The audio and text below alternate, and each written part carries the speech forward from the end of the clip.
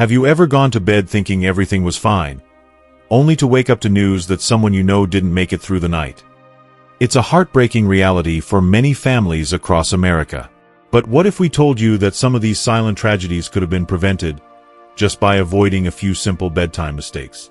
In this video, we're going to share 4 powerful, real-life stories of older adults, just like you, whose ordinary nighttime habits led to devastating consequences. These are not meant to scare you, but to wake you up to the quiet dangers that often go unnoticed after age 70. Each story carries a lesson that could save your life, or the life of someone you love. Watch until the end to learn the small changes you can make tonight to sleep safer, live longer, and protect your golden years with wisdom and dignity. Before we begin, I would appreciate it if you like this video. You can help me continue to spread the old age lesson. If you haven't subscribed yet, I recommend you subscribe and turn on the bell so you don't miss any videos. If you like this video, please comment number 1. If you don't like it, comment number 0 to let me know, so I can make a better video for you. Now let's get started. 1. Eating too late at night. Mr. Robert Thompson, a 74-year-old widower, lived a quiet life in a modest bungalow in Sarasota, Florida. After his wife, Margaret, passed away 5 years earlier, Robert found solace in routine. A retired high school math teacher, he filled his days with gardening, reading the morning paper, and chatting with neighbors. But it was his evenings that defined his rhythm, a ritual centered around sports and a hearty, late-night dinner. Every night, around 9 p.m., Robert would settle into his recliner, tune his television to ESPN, and savor a plate piled high with his favorite foods. Slow-cooked barbecue ribs slathered in thick, tangy sauce, creamy coleslaw, baked beans, and a tall glass of ice-cold cola to wash it all down. The meal was his comfort, a way to unwind and fill the silence left by Margaret's absence. Robert wasn't oblivious to health advice. He walked daily, kept his weight in check, and visited his doctor for annual checkups. His blood pressure was slightly elevated, but nothing alarming, and he took a low-dose medication for it. He'd occasionally feel a burning sensation in his chest after meals, which he dismissed as indigestion, popping an over-the-counter antacid when it bothered him. To Robert, his late dinners were harmless, a small indulgence in an otherwise disciplined life. What he didn't realize was that this habit, seemingly benign, was slowly setting the stage for a tragedy. On a warm April evening in 2025, Robert followed his usual routine.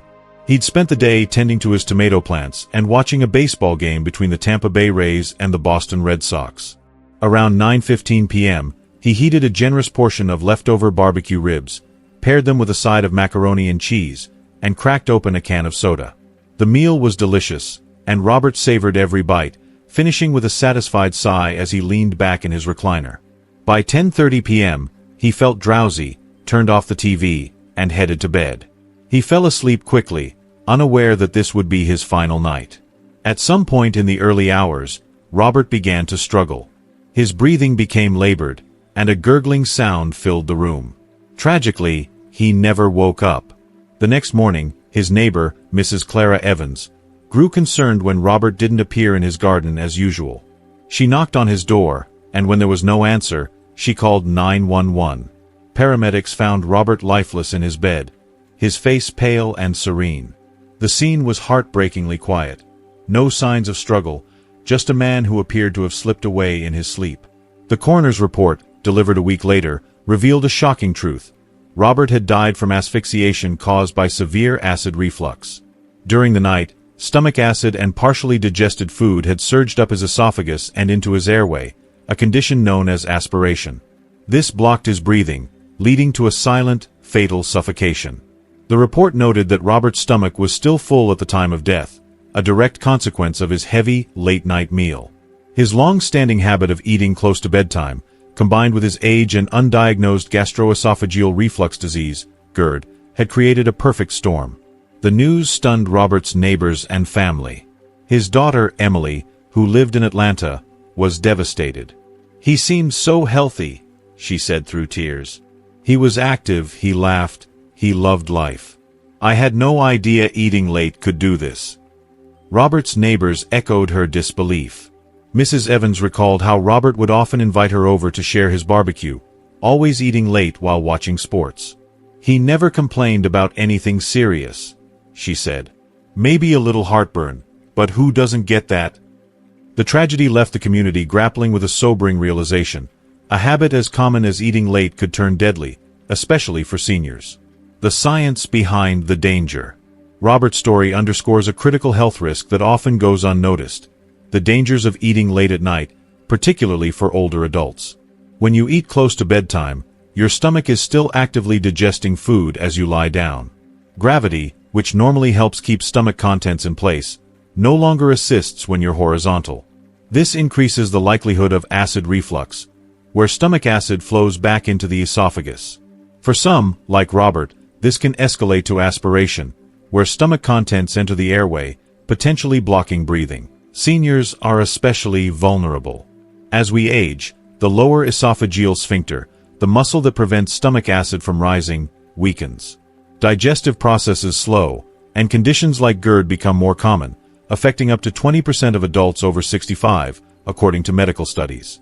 Heavy meals, spicy or fatty foods, like Robert's beloved barbecue, and carbonated drinks, like his soda, exacerbate reflux by increasing stomach pressure and acid production.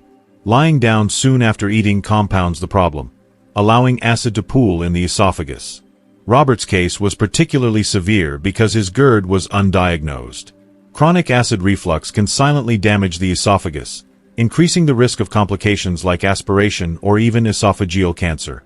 Symptoms like heartburn, regurgitation, or a sour taste in the mouth are often dismissed as normal aging, as Robert did. His occasional antacid use masked the problem without addressing the root cause: his late-night eating habit. Lessons and prevention. Robert's death was a preventable tragedy, one that carries a powerful lesson. A single late dinner could become your last if you don't change your habits. For seniors, the risks of eating late are not just about discomfort, they can be life-threatening. Here are detailed steps to protect yourself. Time your meals wisely. Aim to finish your last meal or snack at least 3 to 4 hours before bedtime. For example, if you sleep at 10 p.m., eat no later than 6 o'clock or 7 p.m. This gives your stomach time to empty, reducing reflux risk. Choose lighter foods. Avoid heavy, fatty, or spicy meals in the evening. Opt for easily digestible foods like lean proteins, vegetables, and whole grains. Robert's barbecue ribs, high in fat and paired with sugary sauce, were a poor choice for a late meal. Limit trigger foods and drinks. Carbonated beverages, citrus, tomatoes, chocolate, and alcohol can worsen reflux. Robert's soda habit likely contributed to his acid production. Stay upright after eating. Don't lie down immediately after a meal. Sit or walk lightly to aid digestion. Robert's habit of reclining in his chair post-dinner increased his risk. Elevate your head during sleep. Use a wedge pillow or raise the head of your bed by 6 to 8 inches to prevent acid from flowing upward. This simple change could have saved Robert. Monitor symptoms. Persistent heartburn, difficulty swallowing, or a chronic cough could signal GERD. Consult a doctor for evaluation, which may include tests like an endoscopy to assess esophageal health. Manage underlying conditions. Obesity, hiatal hernias, and certain medications can worsen reflux. Discuss these with your healthcare provider. Robert's story is a wake-up call. His love for late-night barbecue wasn't inherently wrong, but his lack of awareness about its risks proved fatal. By making small, intentional changes to meal timing and food choices, you can protect yourself from a similar fate. Don't let a preventable habit steal your tomorrows. Act now to ensure your evenings are safe and your nights restful. If you are still watching this video and finding these lessons useful, please comment number 2 below to let me know that you are still watching this video with me. Thank you for your valuable time. 2. Taking sleeping pills without guidance. Betty Thompson, a 78-year-old widow from a small town in Texas, had always been known for her resilience. After her husband of 52 years passed away, her nights grew long and restless. The quiet of her once lively home felt oppressive, and sleep became elusive. Grief weighed heavily, but Betty, proud and independent, didn't want to burden her children with her struggles. She believed she could handle it on her own, as she always had. One afternoon, while picking up groceries at the local pharmacy, Betty noticed a display of over-the-counter, OTC, sleep aids. The packaging promised safe, gentle relief for sleepless nights, and the idea of a simple solution felt like a lifeline. Without consulting her doctor or even her pharmacist, She purchased a bottle of diphenhydramine-based sleep aids, a common antihistamine marketed for insomnia relief. That night, she took one pill as directed and drifted off for a few hours. For the first time in weeks, she felt a glimmer of hope. But the relief was fleeting. Within a week, one pill no longer seemed to work. Betty, unaware of the risks of tolerance, began taking 2 pills a night, reasoning that a little more couldn't hurt. She didn't know that diphenhydramine, while available without a prescription, can be dangerous in higher doses, especially for older adults. She also didn't consider how her other health conditions, undiagnosed and untreated high blood pressure for instance, might interact with the medication. To Betty, it was just a sleeping pill, not something that required a doctor's oversight. Months passed, and Betty's reliance on the pills grew. She never mentioned her sleeplessness or her self-medication to her children during their weekly phone calls, nor did she bring it up during her infrequent doctor visits. Her children, busy with their own lives, didn't notice the subtle changes in her voice or the increasing fatigue she masked with forced cheerfulness.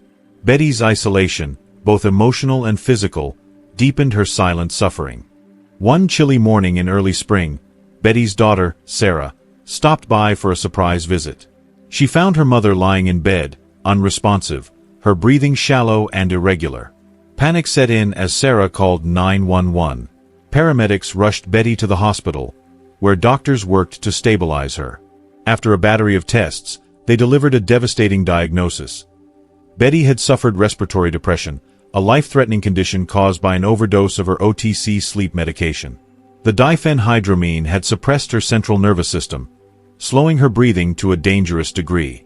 Her untreated high blood pressure exacerbated the situation, putting additional strain on her heart and lungs. Despite the medical team's efforts, Betty's condition deteriorated. She passed away quietly in the hospital 2 days later, surrounded by her grieving family. The tragedy left her children grappling with guilt and confusion. How could something as seemingly harmless as a sleeping pill lead to such a catastrophic outcome? Why hadn't their mother told them she was struggling? The doctors explained that older adults like Betty are particularly vulnerable to the side effects of medications like diphenhydramine. Aging bodies metabolize drugs more slowly, and conditions like high blood pressure or heart disease, whether diagnosed or not, can amplify risks.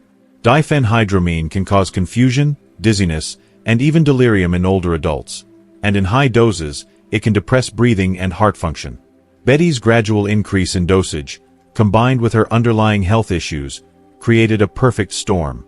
Betty's story is a heartbreaking reminder of the dangers of self-medicating, especially for older adults. Her grief and insomnia were real, but her decision to suffer in silence and rely on OTC remedies without guidance led to a preventable tragedy.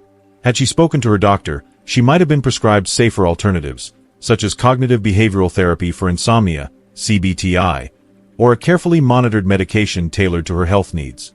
Even a conversation with her pharmacist could have flagged the risks of diphenhydramine for someone her age. Lessons learned.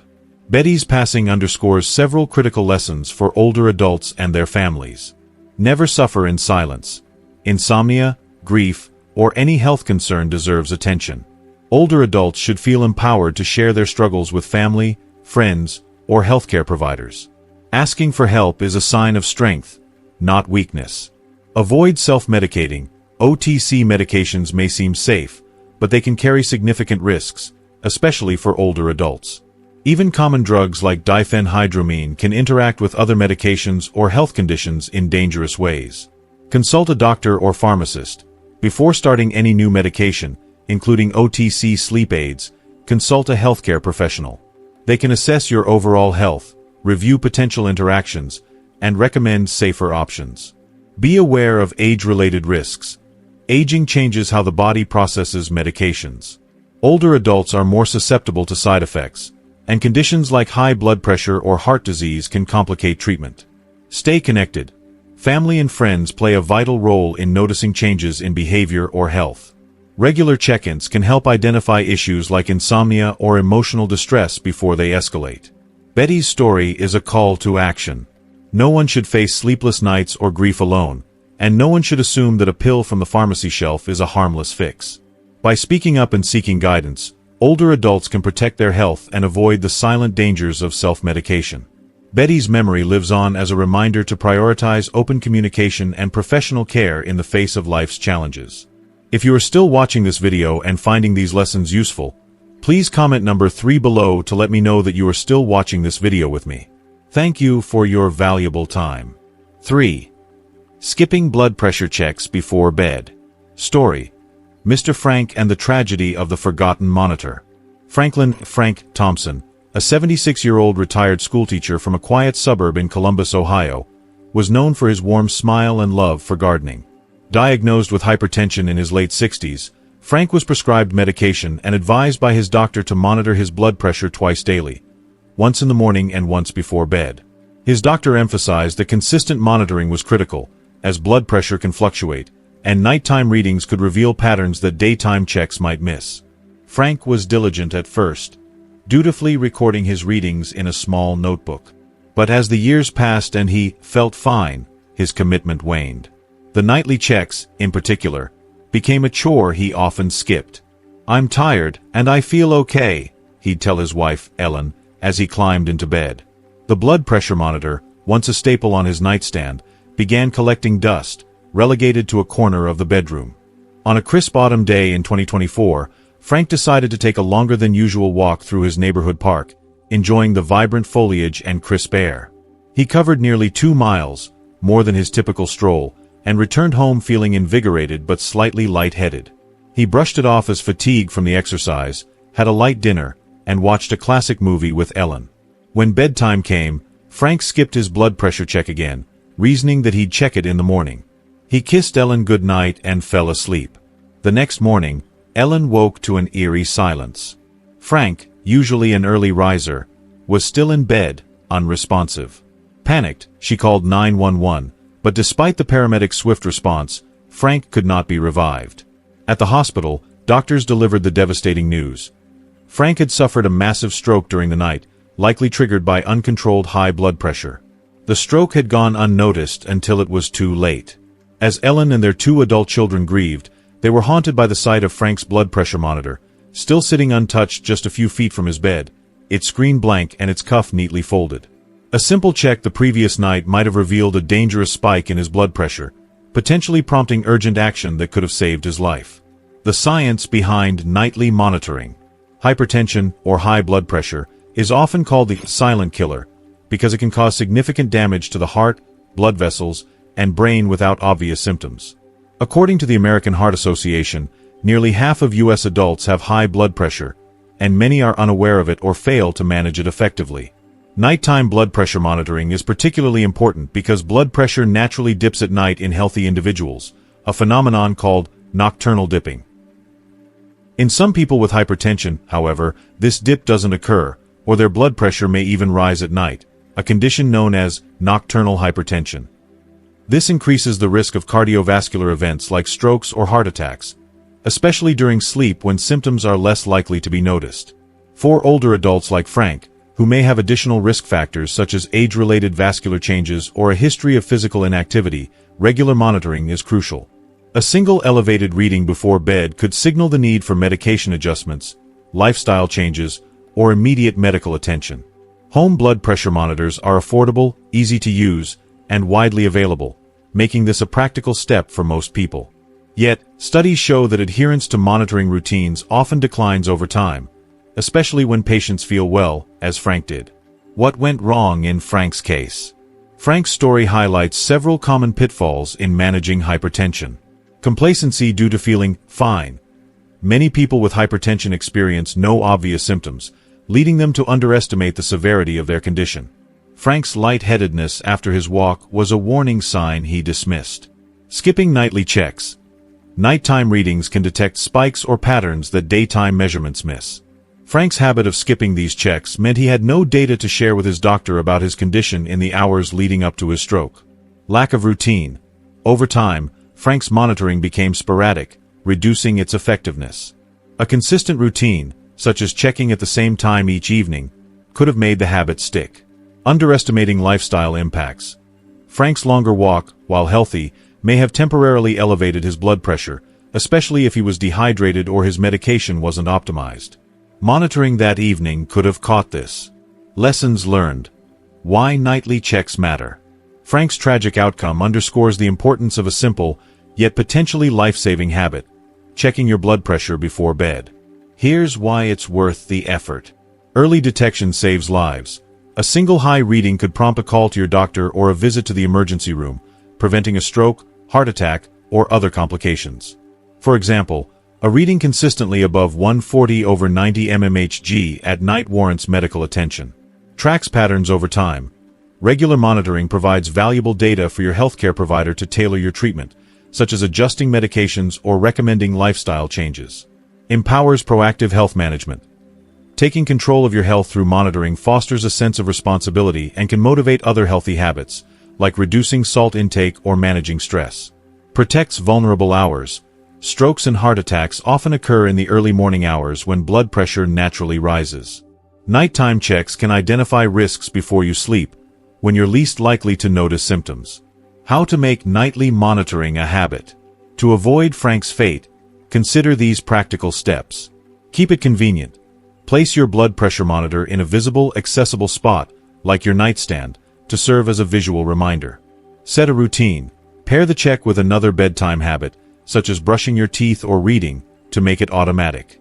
Log your readings. Use a notebook, smartphone app, or monitor with memory functions to track your readings. Share this data with your doctor regularly. Involve family. Ask a spouse or family member to remind you or check their blood pressure alongside you, creating a shared health goal. Educate yourself. Learn about your target blood pressure, typically below 120/80 mmHg for most adults, though this varies by age and health status, and the risks of skipping checks. Replace batteries or equipment. Ensure your monitor is functional. If it's old or unreliable, invest in a validated device recommended by your doctor. Frank's story is a heartbreaking reminder that small actions can have profound consequences. His family was left grappling not only with grief but also with the what-ifs. What if he had checked his blood pressure that night? What if they had encouraged him to stick to his routine? For those with hypertension, or even those unsure of their blood pressure status, committing to nightly monitoring is a low-effort, high-impact step toward a longer, healthier life. It takes just a few minutes to strap on the cuff, press a button, and read the numbers. Minutes that could add years to your life or spare your loved ones the pain of an avoidable loss. If you or someone you know has been diagnosed with high blood pressure, let Frank's story be a wake-up call. Dust off that monitor, make the check a non-negotiable part of your evening, and take charge of your health. Your heart, your brain, and your family will thank you. If you are still watching this video and finding these lessons useful, please comment number 4 below to let me know that you are still watching this video with me. Thank you for your valuable time. 4. Not staying warm on cold nights. Story: Mrs. Margaret and the chilly spring night in California. Margaret Thompson, an 80-year-old widow living in a quaint suburban home in Northern California, had always been fiercely independent. Her cozy one-story house, adorned with family photos and knitted throws, was her sanctuary. One of her lifelong habits was sleeping with her bedroom window slightly ajar, even in cooler seasons. "I need fresh air to sleep soundly," she'd say with a stubborn smile, brushing off her son David's repeated warnings about the risks of cold exposure. To Margaret, the gentle breeze wafting through her window was a comfort, a connection to the outdoors she'd cherished since her childhood on a farm. She believed her body could handle it, insisting she never felt chilly. David, however, worried about her declining ability to regulate body temperature, a common issue in older adults, but Margaret dismissed his concerns as overprotective. On a seemingly mild spring evening in March 2025, Margaret followed her usual routine. She sipped chamomile tea, read a few pages of a historical novel, and settled into bed with a light cotton blanket. The weather forecast had predicted a cool but not freezing night, with temperatures dipping into the low 40s Fahrenheit. Confident in her habit, Margaret left her window cracked open as always, wearing only her thin flannel pajamas. She didn't bother with a sweater, extra blanket, or socks, believing her body would signal if she needed more warmth. Unbeknownst to her, a sudden cold front swept through the region overnight, causing temperatures to plummet to the mid-30s, with a biting wind that funneled through her open window. As the night wore on, the chilly air enveloped her bedroom. Margaret's aging body, less efficient at thermoregulation due to reduced muscle mass and slower metabolism, began to lose heat rapidly. Older adults like Margaret often have a diminished ability to sense cold or shiver effectively, which normally helps generate body heat. By the early hours of the morning, her core body temperature had dropped dangerously low, a condition known as hypothermia. Her hands and feet grew icy, her heart rate slowed, and her breathing became shallow. Tragically, she slipped into unconsciousness, unable to wake or call for help. At 7 a.m., David, who lived nearby and checked on his mother daily, arrived at her home.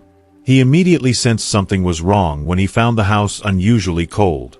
Rushing to her bedroom, he was horrified to see Margaret lying motionless, her lips pale and her skin clammy. The open window and thin blanket told the story.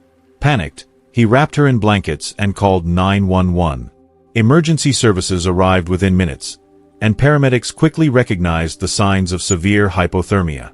They administered warm intravenous fluids and transported her to the hospital, where doctors worked urgently to stabilize her.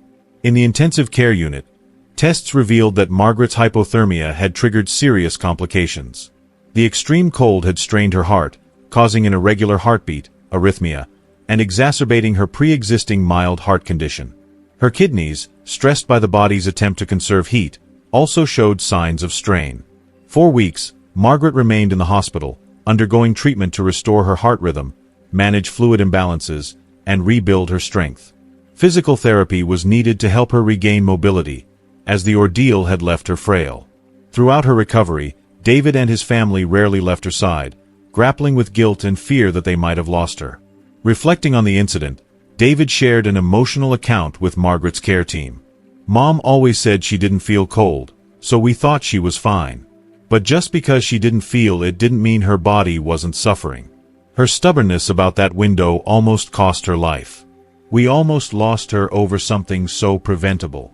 He now advocates for greater awareness about hypothermia risks in older adults, emphasizing that even mild cold can be dangerous for seniors, especially those living alone. Margaret's story underscores a critical lesson.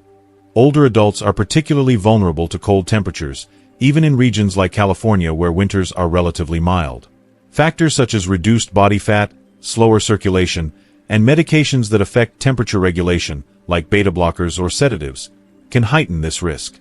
Simple precautions, such as wearing warm layers, using heavier blankets, keeping windows closed on cold nights, and maintaining a warm indoor temperature, at least 68 degrees Fahrenheit, can prevent such emergencies.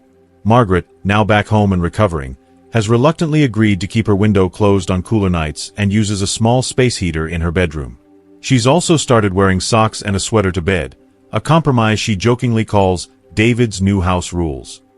This near tragedy serves as a poignant reminder that staying warm isn't just about comfort, it's a matter of safety, especially for seniors.